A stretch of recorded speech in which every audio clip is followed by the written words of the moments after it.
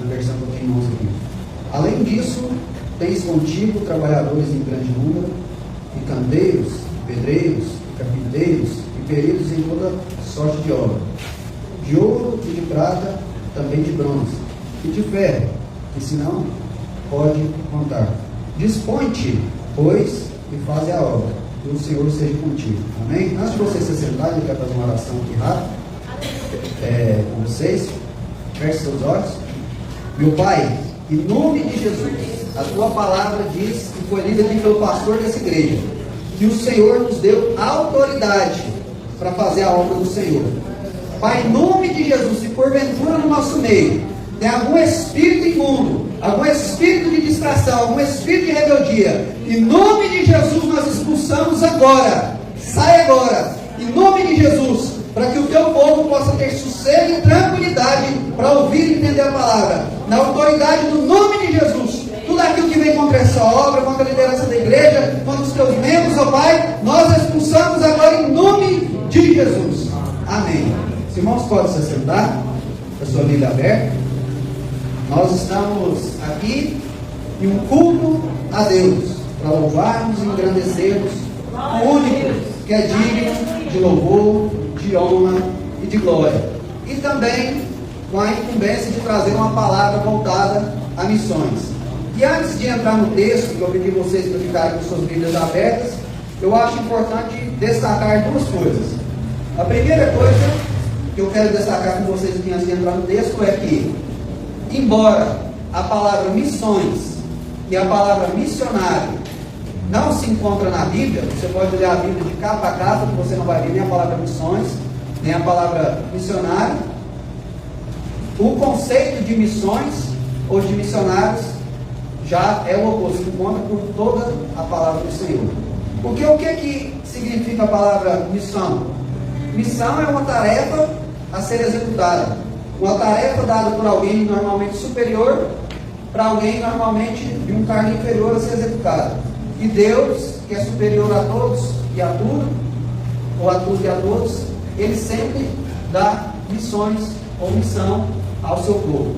Adão tinha sua missão de guardar o jardim, de multiplicar e ser fecundo, de dar nome aos animais, de exercer autoridade sobre os animais. Noé também teve sua missão, etc, etc, e nós também temos a nossa missão.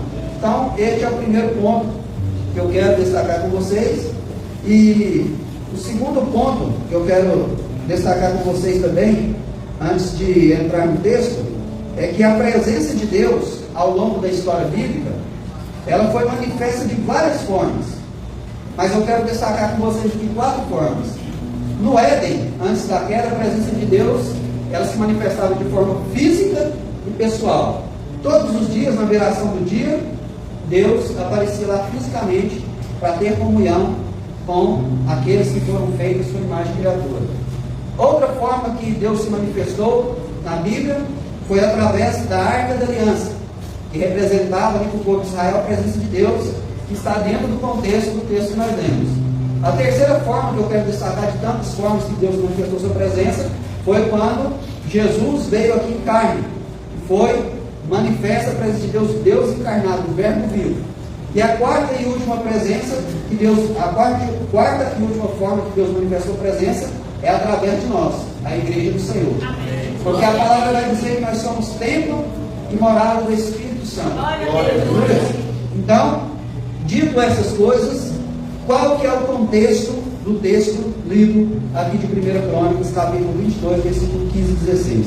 O contexto do texto lido aqui é o seguinte: Davi, um homem segundo o coração de Deus, escolhido lá no oculto, no esconderijo, ali cuidando das poucas ovelhas do seu pai, levantado como o rei mais vitorioso de Israel. Próximo ao final da sua vida, ele observou, pastor Gumercindo, que ele tinha um grande palácio, que ele tinha uma grande casa para se morar. Porém, a arca do Senhor, que representava a presença de Deus, habitava em tendas. E ele propôs no seu coração e falou com Deus: eu quero fazer uma casa, eu quero fazer um templo para que se habite a arca do Senhor. E Deus, resumidamente aqui a história, acabou aceitando, mas ele disse o seguinte: seja feito como você falou. Porém, você é um homem que derramou muito sangue. Você é um homem que matou muitas pessoas.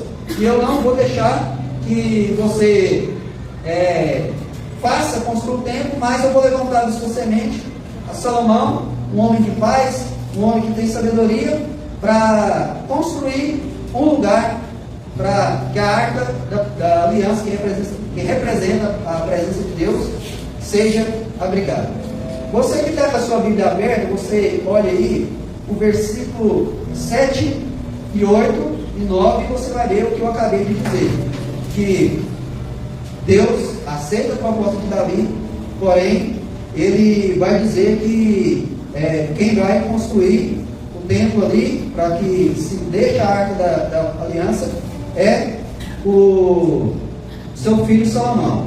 E o primeiro ponto que eu quero destacar aqui é o seguinte: Deus é um Deus geracional. Você vai ver recorrentemente na Bíblia, a Bíblia dizendo o seguinte: o Deus de Abraão, Isaac e Jacó. Aquilo que começa na minha vida tem que transbordar para a vida dos meus filhos, meus netos, bisnetos, tataranetos e assim por diante até a volta de Jesus, porque Deus é um Deus geracional. Nós estamos aqui para falar de missões, e o sucesso do missionário não pode ser medido apenas pelas suas obras, mas pela formação de sucessores. Não adianta nada ser um ótimo pastor, ser um ótimo adorador, ser um ótimo músico, ser um ótimo líder de departamento, ser uma ótima professora de salinha de crianças, se nós ser um ótimo missionário, se nós não formarmos sucessores. Porque não pode parar em nós. Elias formou Eliseu. Jesus formou primeiro 12, depois 70, depois 120 e até essa grande multidão que chegou, eu e você. Então, Deus falou para Davi: a sua ideia é boa, mas eu vou executá-la através de Salomão, seu filho, porque o sucesso do missionário não pode parar nele. O sucesso do missionário é formar sucessores. E aqui, quando eu digo missionário, não é só os obreiros aqui, porque todos nós temos uma missão. Mãe, você é uma missionária. Esposa, você é uma missionária. Filho, vocês também têm missões. E eu quero deixar um recado aqui bem claro, que Deus falou no meu coração para vocês, jovens. Eu pensei se eu falaria ou não. Se vocês querem ter autoridade, vocês precisam ser obedientes. Deus não dá autoridade para quem é desobediente, porque Deus não é irresponsável. Deus não vai dar autoridade para quem é desobediente. O homem dá autoridade para os ministros, que são pessoas ímpias, e eles fazem coisas ruins. Para os governantes, eles fazem coisas ruins, mas Deus não. Deus, ele dá autoridade para a pessoa que é obediente. Sempre é um pouco que no muito Deus vai te colocar. Isso é para todos nós. Aleluia. Segundo ponto que eu quero destacar está no versículo 14. Você que está com a sua Bíblia aberta. Parte A diz o seguinte: eis com penoso trabalho eu preparei para a casa do Senhor. E aí ele vai dizer o que ele preparou. Davi, ele não podia, Deus proibiu ele construir o templo, porém não proibiu ele de ter a sua contribuição. E antes de morrer, Davi preparou tudo. E no versículo 14 ele vai falando que eis com penoso trabalho eu preparei para a casa do Senhor. E aí ele vai falar um pouco sobre o que ele preparou. E aqui eu quero destacar com vocês o seguinte: para que Salomão pudesse edificar uma casa ao pai, para a arca da aliança, para que Salomão pudesse fazer a sua missão, para que Salomão pudesse executar ali o seu chamado, para que Salomão pudesse fazer aquilo que Deus determinou para ele fazer, antes que ele começasse a obra, seu pai teve que fazer um penoso trabalho. Qual que é a aplicação prática para as nossas vidas? Meus irmãos, para que nós chegássemos até aqui no dia de hoje, 2023, a igreja, irmãos, primitiva, começando lá de Jesus, teve que fazer um penoso trabalho. Para que nós pudéssemos chegar aqui hoje, no conforto de um climatizador, de poltronas aconchegantes, um bom som, uns bons músicos, Jesus teve que fazer um penoso trabalho dentro daquela cruz. Os apóstolos tiveram que fazer um penoso trabalho, porque, com exceção de João, todos morreram martirizados.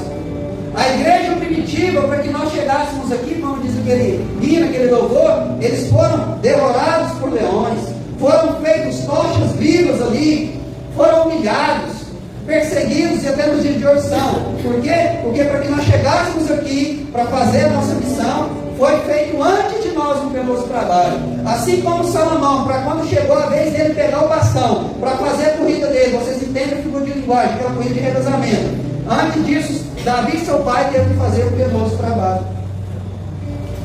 Quantas pessoas dedicaram a sua vida inteira fazendo o penoso trabalho para traduzir a Bíblia para as línguas que não foram as originais, que era hebraico, grego e uns trechos em aramaico? Quantas pessoas tiveram que deixar o conforto do seu lar para que nós pudéssemos chegar aqui e fazer nossa missão? Muitos missionários abandonaram seu conforto, abandonaram suas casas, abandonaram uma possível prosperidade para que nós pudéssemos chegar aqui na nossa vez e fazer a nossa missão. Vocês sabem que o Evangelho começou ali em Jerusalém, Samaria, e foi percorrendo ali alguns países da Europa veio para os Estados Unidos, dos Estados Unidos veio para o Brasil e o mundo. Por quê? Porque antes de nós, muitos missionários, muitos homens e mulheres de Deus fizeram o nosso trabalho. Para ter essa igreja construída aqui, quantas lágrimas, pastor Comercinho? Para ter essa estrutura aqui, quantas orações, quantas campanhas? Eu já ouvi falar, pastor Leandro, que lá na sede, até mulher serpenteava ali para construir aquela igreja. Então, meus irmãos, pesa sobre os nossos ombros uma grande responsabilidade. Porque nós estamos aqui hoje à custa de muito sangue de crente, começando no Santo Jesus. Nós estamos aqui hoje às custas de muitas lágrimas derramadas, de muitas orações intercedidas por nós. Então pesa sobre nós essa responsabilidade. Glórias a Deus.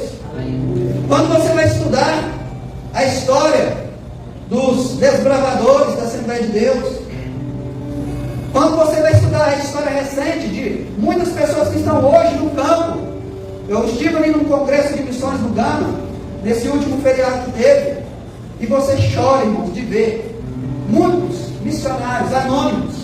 Eles não podem postar no Instagram o trabalho que eles fazem, porque senão os muçulmanos vão lá e matam eles e todos aqueles que estão juntos.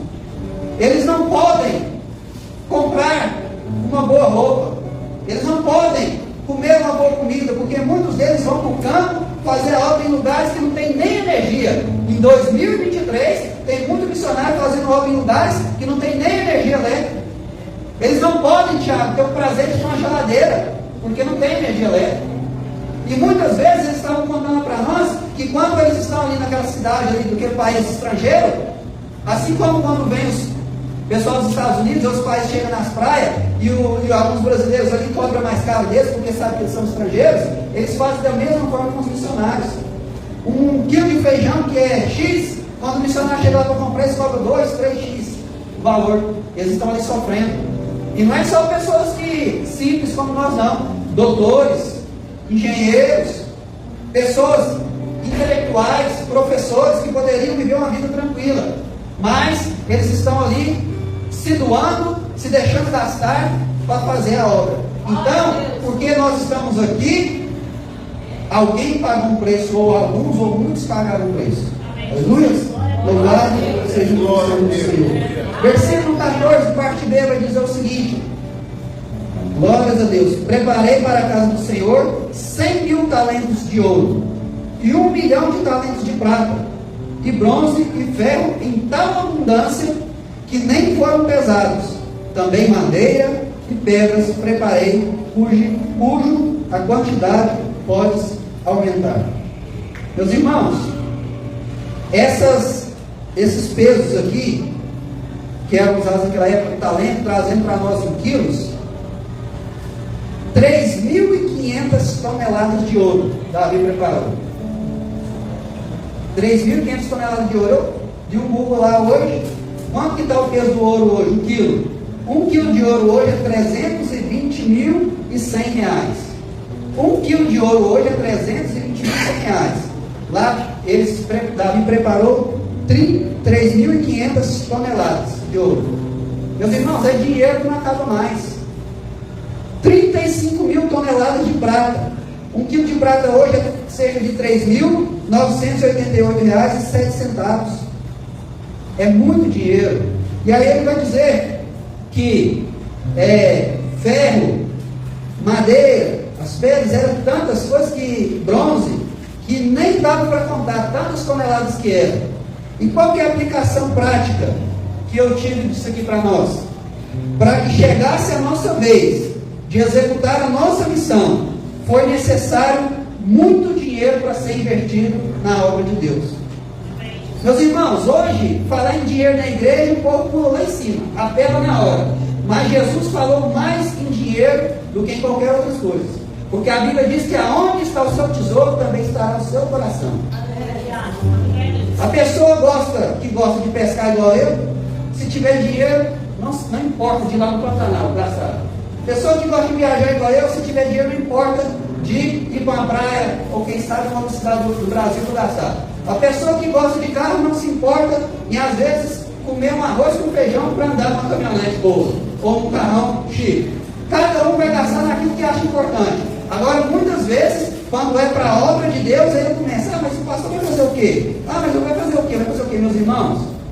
Você está fazendo para Deus? Se sim, descanse o seu coração, porque está tudo escrito no livro das obras. Um dia você vai receber essa recompensa. Glórias a Deus. A pergunta é: estamos dispostos a invertir os nossos recursos? A pergunta é: estamos dispostos a dar as nossas contribuições financeiras? Porque o dinheiro, irmãos, nosso, ele vem através do tempo de trabalho. E o tempo de trabalho significa o tempo de vida. Então, quando nós ofertamos o nosso dinheiro, nós estamos ofertando a nossa vida aqui no altar. Chegamos então ao texto lido, porque antes de explicarmos o texto, temos que falar do contexto. Sim ou não? Sim. E o texto lido, no versículo 15 e 16, ele vai dizer o seguinte: além disso, ou seja, além de todo o ouro, toda a prata, ferro, pedras, etc., tens contigo trabalhadores em grande número. Aí ele vai falar de canteiros, pedreiros, carpinteiros, peritos em toda sorte de obras. As palavras aqui podem mudar dependendo da sua versão. Qual que é a aplicação prática que nós podemos aplicar para nossas vidas aqui? Na obra de Deus tem espaço para todos nós trabalhadores. Não era só pedreiro, tinha também ferreiro. Não era só pedreiro e ferreiro, tinha também aqueles que mexiam com ouro. Não era só pedreiro e ferreiro, aqueles que mexiam com ouro, tinha aqueles que mexiam com prata, aqueles que mexiam com madeira, etc e etc. Na obra de Deus, irmãos, há lugar para todos nós aqui trabalhar. Para todos nós. Eu já vi, às vezes, chega alguém na igreja, quando está chegando aqui o casal, eu não sei se eles desempenham alguma função, ou músico, ou pregador, regente, o que seja, mas eu já vi, às vezes chega um bom obreiro, um bom músico, as pessoas ficam com ciúme, pastor Leandro. Mas o chegou agora está fazendo isso, faz você também que já está aqui há muito tempo. Aleluia. Mas eu queria fazer aqui na igreja. Enquanto você não tem oportunidade aqui, faz na rua. Usa esse celular seu para evangelizar. Usa os seus perninhos para ir visitar alguém. Usa sua boca para ser um manancial de bênção na vida de alguém. Na obra de Deus, irmãos, há espaço para todos. A Bíblia vai falar de 5 ministérios: o apóstolo, o profeta, o pastor, o evangelista e o mestre. A Bíblia vai falar sobre o presbítero, o diácono, o bispo. A Bíblia vai falar sobre a diaconisa, a profetisa. A Bíblia vai falar que quando nós reunimos, um tem palmas, todo mundo aqui sabe bater palmas, um tem glória a Deus, um tem aleluia, um tem cânticos espirituais, outro tem revelação. E assim nós vamos fazendo a obra de Deus, assim nós vamos cumprindo a nossa missão. O amor, irmãos, dá um jeito, a indiferença dá uma desculpa. O amor dá um jeito, a indiferença dá uma desculpa. Nos últimos anos para cá, a nova geração não sabe o que é isso, mas quem tem aí os seus 40 anos para frente sabe. Quando o rapaz ia namorar com a moça, às vezes andava de bicicleta de uma fazenda na outra, de animal, porque por causa do amor. Ia lá, às vezes nem podia ficar sozinho, tinha que estar junto com o pai e a mãe, mas ele dava um jeito, porque o amor dá um jeito. Quando eu gostava de festa, irmão, não estava nem aí se estava chovendo, se não estava chovendo não. E às vezes a festa nem era lugar coberto, estava namorando igual o povo. Entendeu? Aí às vezes para as coisas de Deus a pessoa, mas não sei o que, mas é difícil, mas o pastel é caro, mas tem que dar o frango, aí tem que comprar a galinhada. Meus irmãos, faz a sua parte, meus irmãos. Faz a sua parte, meus irmãos. Cumpre a sua missão. Cumpre a sua missão. Aleluia. Glórias a Deus. E eu finalizo aqui com o tema proposto para essa noite, que o pastor Leandro nos disse, que diz o seguinte: dispõe-te, pois, e faz a obra, e o Senhor seja contigo. Dispõe-te, pois, e faz a obra, e o Senhor seja contigo. Todas as vezes que Deus nos dá uma tarefa, ou dá uma tarefa para o seu povo, Ele garante a vitória. Deus colocou no coração de Neemias para construir aquele grande muro ali. Era uma tarefa fácil ou difícil? Uma tarefa difícil. Porém, quando Deus coloca no nosso coração, quando Deus nos dá uma missão, Ele nos ajuda a executar. Olha a missão que Deus deu para Noé. Mas quando Deus nos dá uma missão, Ele nos ajuda a executar. Olha a missão que Deus deu para Davi, enfrentar aquele gigante. Mas quando Deus nos dá uma missão, Ele nos ajuda a executar. Só que nós temos que ter isso em mente. Dispõe-te, pois, e faz a obra, e o Senhor seja contigo. Pedro e seus companheiros fizeram aquela pesca maravilhosa 2 vezes. Mas eles teve que dispor, ir lá e jogar as redes. E aí sim, Deus foi com eles. O profeta Elias venceu ali um desafio contra 850 profetas, mas ele teve que dispor, ir lá no Monte Carmelo e fazer aquele desafio. E aí Deus foi com ele. Amém, Jesus. Quando Jesus em Mateus 10 enviou os discípulos para fazer a obra de 2 em 2, eles disporam e foram. E Deus foi com eles. E eles chegaram todos animados. Senhor, no teu nome os demônios nos submetem. Senhor, no teu nome nós curamos. Senhor, no teu nome isso, aquilo. Mas por que isso aconteceu? Porque eles se disporam e foram. Glória a Deus. Só aqueles missionários que estão disponíveis, que estão dispostos para ir, tem história para contar. Eu estava fazendo esse esboço hoje de tarde e lembrei. Quando eu era líder de missões ali na sede, nós viemos fazer o evangelismo aqui. E na última rua de lá, acho que é a segunda, lá subindo, a irmã Maria Vaz estava comigo. Ela do lado da rua, do lado esquerdo, do lado direito. E eu já estava perto, próximo ali a caseta. E ela bateu o palmo e veio 3 cachorrão grandes nativos do lado dela. Eu falei, vai matar a senhora. Eu vim correndo assim para tentar ajudar ela, eu estava longe, estava mais que um do outro lado da rua. Os cachorrão veio ela. O sangue de Jesus tem poder. Os cachorrinhos balançando rápido assim, só tem história para contar com quem faz. Só tem história para contar quem vai. Se você quer ter experiência com Deus, faça missões. Você quer ter experiência com cura, ore para alguém ser curado. Você tem que ter experiência com libertação, ore para alguém que está oprimido. Aleluia! Glórias a Deus! Dispõe, pois, e faz a obra, e Deus seja contigo. Dispõe, pois, e faz a obra, e Deus seja contigo. Glórias a Deus! Eu encerro aqui dizendo algo que eu achei muito interessante. Eu gosto de escutar pregação, eu gosto de escutar os homens de Deus conversando. E um dia eu escutando um podcast do Jesus Pop, o Douglas Gonçalves perguntou para o pastor André Valadão, falou assim, qual é o grande desafio aí da igreja nos Estados Unidos? E ele disse o seguinte, é o mesmo que no Brasil, pessoas dispostas a trabalhar. E aí eu escutei aquilo ali, pastor Leandro, eu pensei, eu acho que tem outros desafios maiores. Mas depois eu fui meditar e realmente é isso. Você sabe por quê? Porque quando Jesus falou lá em João 4, a seara é grande, poucos são ceifeiros. Rogai ao Senhor da seara para que envie mais ceifeiros. Ele estava dizendo o seguinte, se tiver trabalhador, as pessoas vão ser salvas. E às vezes nós vemos para o ciclo de oração, onde nós temos orado, Senhor salva as almas, Senhor salva as almas. E Deus vai falar, vai trabalhar, povo. Vai pregar a palavra de Deus, vai recrutar obreiros, vai recrutar trabalhadores. Porque se trabalhar, irmãos, tem resultado. Todas as vezes que os jovens em ação saem essas ruas, tem resultado. Todas as vezes que nós saímos das 4 paredes, tem resultado. Eu faço um desafio se nós saíssemos aqui hoje, depois do culto, pelo menos a metade aqui, começássemos a visitar aqui e fazer a obra, todos nós teríamos algo para contar. Por quê? Porque quando nós dispomos para fazer a obra, Deus é conosco. Glória a Deus. Vocês fizeram o compromisso de adotar essa família em oração, adote a minha também.